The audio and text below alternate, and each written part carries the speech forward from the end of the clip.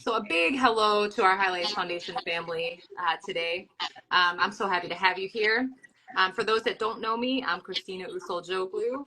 My pronouns are she, her, and I work in marketing for the Highlights Foundation. And like I say, I'm filling in for Kat today, which is a new thing for me. I host a lot on Zoom, but not so much on IG Live. So I'm happy to be here today. I'm from Grand Rapids, Michigan, on the traditional and contemporary lands of the Anishinaabe people. So I'm happy to have you here today. I know this is one of Kat's favorite things to do, and it's one of my favorite things just to watch. I always watch all the recordings, even when I can't catch them live. Because it's so fun to really see when an author or illustrator in our community puts a book out into the world to inspire children, because that's what we're all here for, right? And today I have the honor of celebrating a book birthday for Getting to Grandmas, written by Nadia L. Hohn and TeMika Grooms, both dear, dear friends of the Highlights Foundation. So I couldn't be more honored to be doing this with you today, and I appreciate it.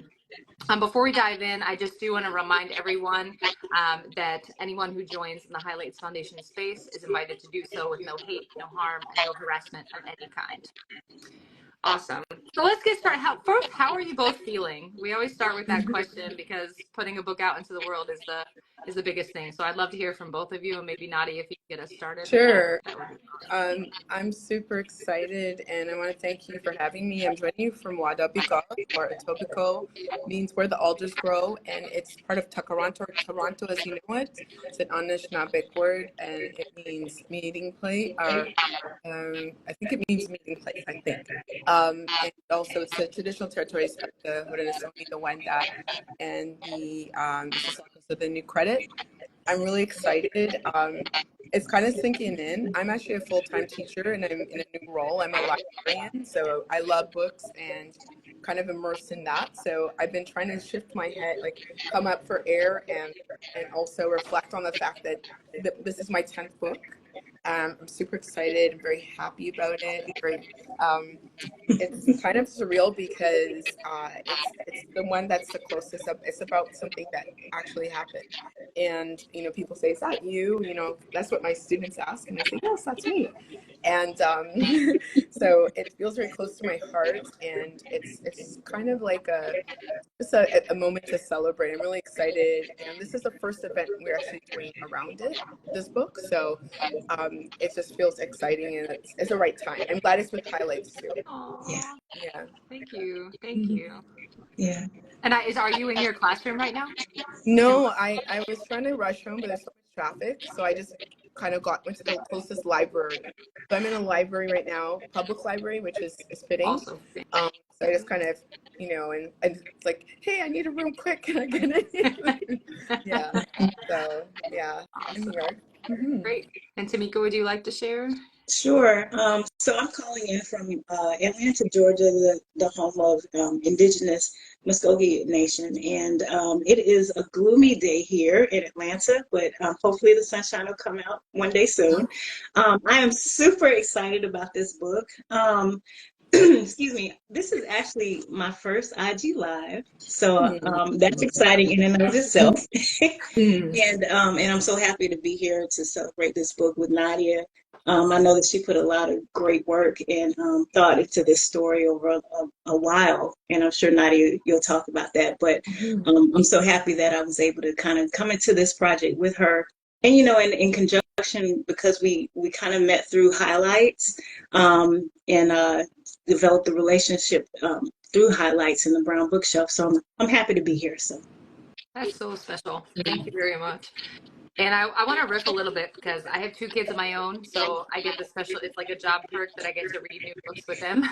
And I read this book with them in preparation for this, and I read them the arc, and it was, I don't want to give away any spoilers of the story, but it was really fun because we actually all had the same favorite part of the book, which normally never happens because I pick like the poignant part and they pick the funny part, and we always had different favorite parts, but we had the same favorite part of the book, and I think it's because it was so true to life. Like we go on a lot of road trips as well to Nana's and Grammys, and so it was relatable to me, it was relatable to them, and I think that's a testament to your manuscript, Nadia, because it was just so true to life. So if you could share with us kind of how you portrayed the highs and lows of the road trip and where the story came from. I'd love to Yeah. hear more about that. Well, this story I had written years ago. I knew it was picture book worthy, but it seemed that the agents and the publishers didn't quite know that yet. It took a bit of pitching, and I told the story pretty true to life.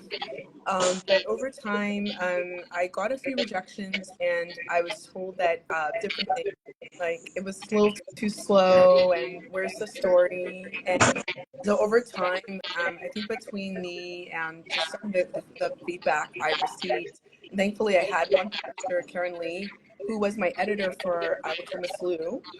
She became the publisher. I guess in the U.S. you say acquisitions editor, and she became the person who acquired it. And she actually asked me, "Do I still have the manuscript? Has it been signed yet?" I said, "No, it's available."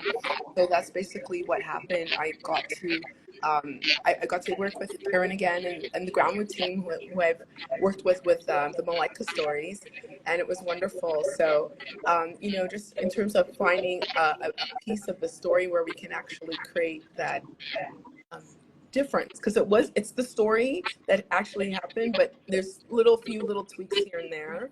And then after writing the manuscript, I said, you know what, I haven't done this trip with my family since I was probably about more than 20 years. So I think I need to do it on my own. So I actually drove the route, and this was in 2016, 2017 by myself. And I actually wrote down some things after, like making sure that the facts were right, the feel was right. And I think that's pretty much what I did. I tried to make sure I had captured it. I have to say now, there are a lot more rest stops on the sides of the road. So we have the little pee bucket that's actually in the book, and that was what my experience was. But we actually have like proper rest stops with like multiple washrooms that are fairly clean, and there's restaurants. You don't have to bring all your meals with you in a cooler, so it's a little bit different. But yeah, it's pretty true to life, I think. My kids laughed at the pee bucket, and that was it was a group Yeah. laugh. Yeah, and also just the fact that this happened in a different times in the 80s. So when I showed the cover to my students, they said, "Miss, she's in the front seat." Like, that was something for them that they just never seen kids sitting in the front seat. I said, "That's what we used to do."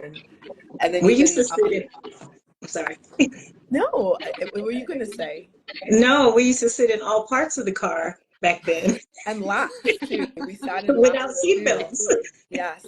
And also car seats. That was another thing. So I think my publisher decided to go with the front seats, but the car seat in the back, like I said, there were no car seats. We didn't sit in car seats, but I think I just had to kind of, let Go it with it. go a little bit.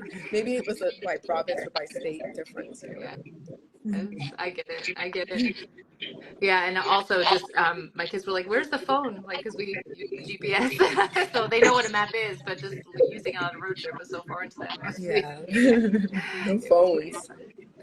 and TeMika, your art just moved the story along beautifully. I loved especially the spread where you're kind of looking down on the car. I think that was my favorite spread, and I just thought again it really captured that true to life story and moved along so beautifully. So can you talk about how you brought that to the page and the emotions of the story? I would love to hear more about that. Yeah. So that particular scene actually is one of my favorite ones too. That's a nod to London Lad. He gave a talk not too long ago that talked about how he worked different angles. And in my artwork, I tend to do that as well. It's very cinematic, and the way that I look at setting up a story is very like I think like a director and how I want to shoot shots. Probably because I read too many comic books when I was younger. Oh. But yeah, so that's one of my favorite scenes, just having the looking down on them. But it was challenging because I had to shoot the car from many different angles, and I'd never drawn a car that many times. I definitely had never drawn a car from the 1980s, which is totally different from what we have now.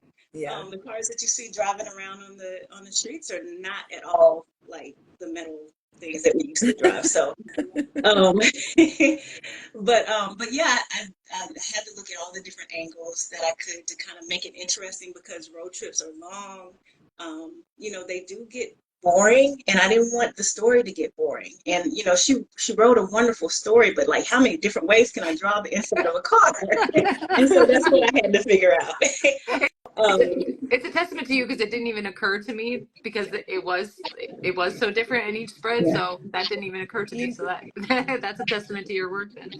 I feel like I lucked out because honestly, um, when I write my stories, I tend to think of illustrate like visually, Mhm. and I wanted to be an illustrator at one point, but I realized it's a lot of work and a lot of training. So my goal is to do one book. So now, when I'm thinking for this book, I'm like, first of all, you have to do faces, you got to do expressions, you got to be able to do angles and landscapes. And I looked at a number of illustrators, and I just had a good feeling. Like in my culture, we say, you have that feeling that that my, my spirit tekar, but just so I had a feeling you were the right person, and I saw some of your work. I saw you doing, and I just had a feeling. And I think also I figured you had that crash test dummy book, and Mhm. also you're an engineer, so I'm like, you could, that's maybe part of your training, maybe got it in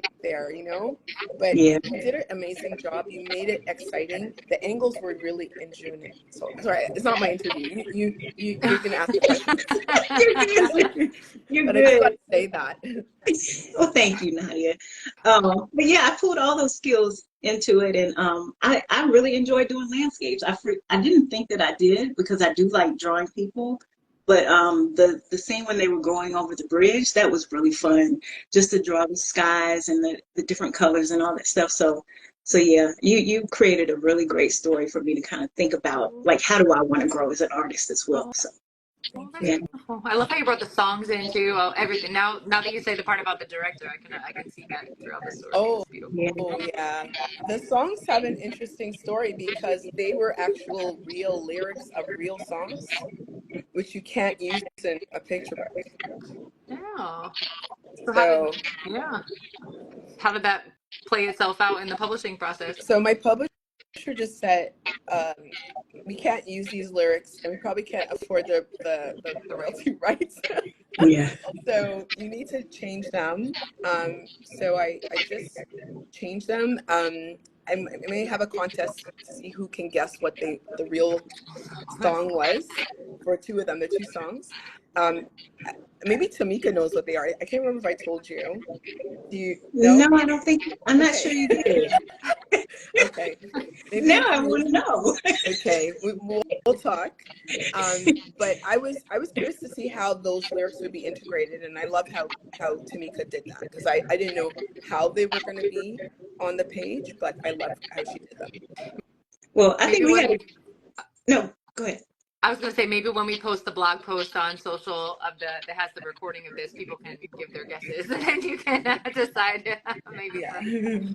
But go ahead, Tamika. But we had a great time creating the playlist for this, so I think we made up for the music that's not in the book. Oh yeah, They can go listen to the playlist. playlist. Yeah. Yes, it's like 9 hour long playlist. Of inspiration or just like tunes You to know while you're what? working or Well, the trip is about 9 hours long if you drive it straight. So there you go, right? that's perfect. I love that so much. That's so fun. And it kind of moves us to the next question because I wanted to ask you about just your journey in general, especially with the Highlights Foundation. And you mentioned before that you met each other here, and that's so special to me. So if you want to talk a little bit about your journey, how the Highlights Foundation has played a part, and how it brought the two of you together. You Um, go ahead. Oh, me? Okay. I've been going to highlights, I'd say probably consistently, maybe since maybe 2015, yeah, maybe once a year Yeah. for a workshop retreat. And then of course during 2020, things were closed down, everything was virtual. And I heard about the Amplify Black Voices, or Black Stories cohort, and I applied. And then, of course, I met TeMika through that, along with, I think there were 24 of us in total. And I think I was even wondering, like when I was looking for illustrators, like, I wonder if I'll find my illustrator here. And, so I so did. And yeah, it was a good experience. It was a program where we met monthly for about a full year. And we've connected. We had a reunion last year. I think that was the second reunion. And Yeah. I was able to attend that. And of course, that's where I met TeMika in person. But we had been having conversations before that. And what's really cool is that we both grew up in, I think we're born within like a year or two of each other, and we grew up with that influence and the long road trips. And so I'm glad we had that connection. We even did yoga. Yeah. So we had that yoga connection too. And also I think even just having a family in different states as well, I do too. So that was a nice way for us to connect and figure out, yeah. So I really enjoy that, and that just highlights it's just a wonderful place to be at. And I always find I come up with something really creative, or a story, or get questions answered for a story. Yeah. Mm-hmm. Yep. Take a Yeah. road trip to And highlights for your next one, maybe. there Oh you go. yeah, that I've done those many Many times times. actually. Yes, yeah. How You about rarely, you? illustrators rarely get to talk to the authors when they're creating specifically a picture book. So it was really nice to have conversations with Nadia about her book and the inspiration behind it. It helped me actually a lot to kind of know who she is as a person, her history, her culture. Even though we have a lot of things in common, there's some things that are specific to her experience in life that talking to her kind of got added into the book. And if I had not had that opportunity, you wouldn't have seen the references to Jamaica and some of the other travel things. So yeah, it was really beneficial for me to be able to actually have a conversation with her. Sometimes that doesn't work for every book, but in this specific case, it worked very well. So I'm happy I got a chance to. Added a lot of layers in there too. That's a great point. Yeah, absolutely. And my last question here is, what do you hope kids take away from your book? And we always try to end with this question because that's the most Hmm. important thing, isn't it? So I would love to know what you would hope kids Yeah. take away from your book. Do you want to go first, Yeah, TeMika? I'll Yeah. go. Yeah, I love maps. I used to read maps as a kid. I remember my dad having a big old map in the car. And even when I started driving, I always had one. I rarely used it, but I had one. And I think maybe based on, my past background as a civil engineer, I always used to draw maps too, for other people to know where they were going in the city when I was giving directions. So like I enjoy maps.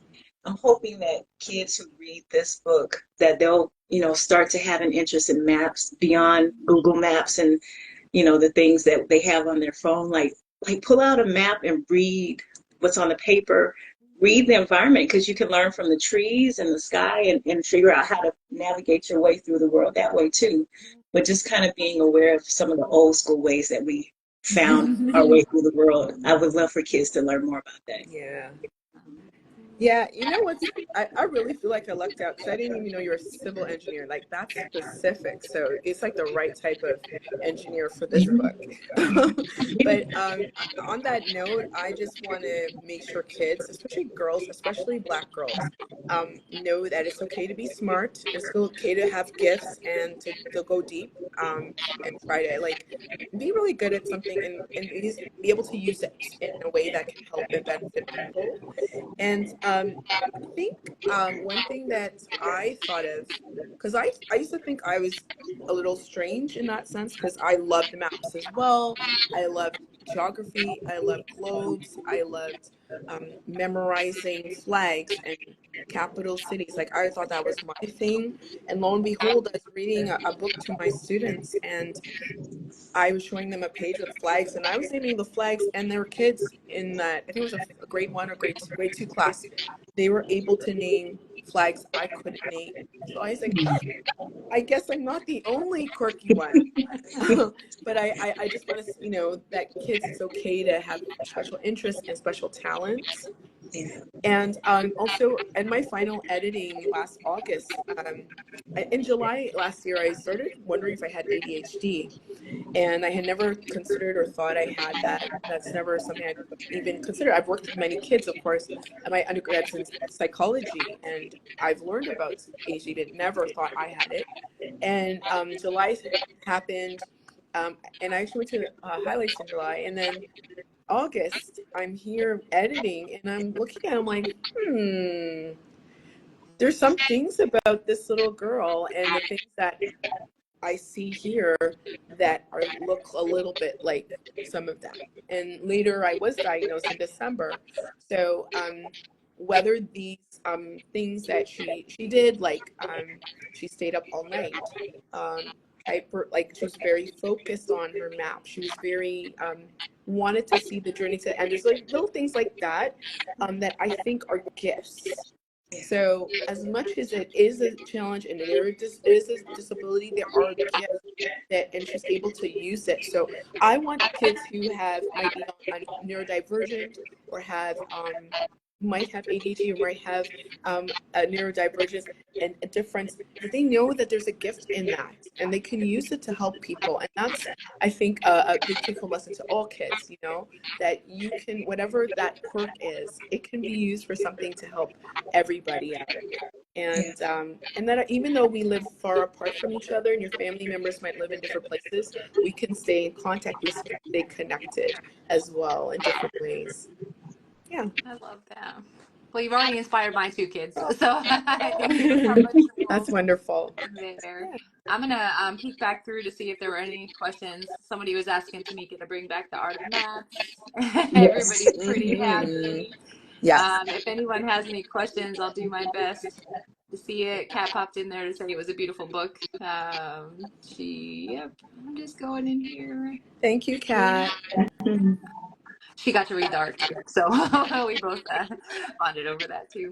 Yeah, I don't think we have any questions, but I just wanted to say thank you so much again for joining us. And this is your first event to get this book out in the world. I did want to remind anyone that if you want to purchase the book, again, with the beautiful art and the story, we do have a bookshop.org at the Highlights Foundation, so feel free to buy it there or your local indie. And Nadia or TeMika, want to say anything about any other events you have going on or anything else you want people to know before we close off here? Yeah. Well, we're in 2 different countries, but we're actually going to be doing an event together on November 16th in Atlanta. At, is it Brave and Kind Books? Do you want to tell us about that? Yes. Yeah. Brave and Kind Books in Atlanta, November 16th, you said? November 16th.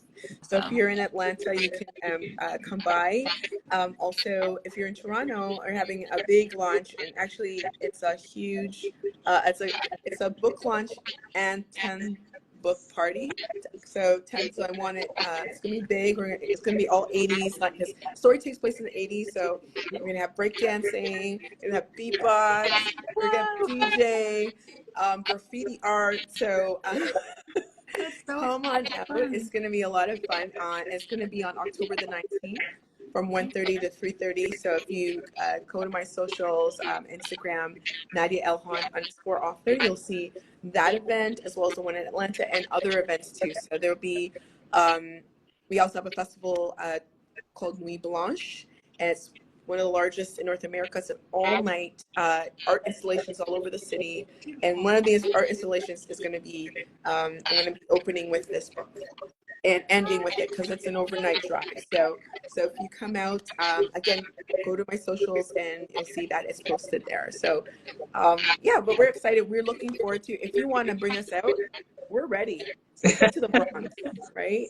Yeah, we're ready. Somebody just shared that they shared it with their sister and things like that. So if you have kids, it's got nice STEM tie-ins. It's just a beautiful story. So yeah, thank you so much. And thank I will you. make sure I see some familiar faces in the audience.